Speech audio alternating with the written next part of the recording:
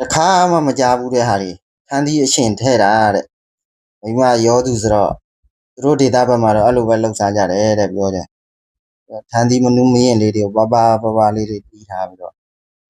ဒါလေးကိုအရှင်ပြန်ဖောက်တာလေကိုလည်းတခါမှလည်းမကြားဘူးတခါမှလည်းမစားဘူးပထမဆုံးစံကြမ်းလေးတွေကောင်းချင်းစာလေးနည်းနည်းရောပြီးတော့ထည့်စားတူလေးထည့်ပေါ့နော်ပြီးရင်စောစောကထန်းသီးပလေးတွေလီးထားတာလေးတွေနဲ့ထည့်ပြီးတော့နှိပ်လိုက်တယ်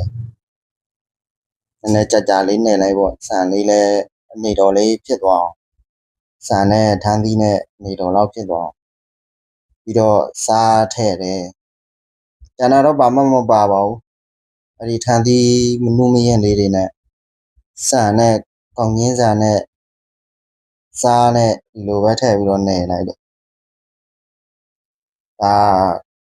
ဟင်းချက်စားရင်တော့တော်တော်ကောင်းတယ်လို့ပြောတာပဲကိုလည်းမစားဘူးသေးဘူး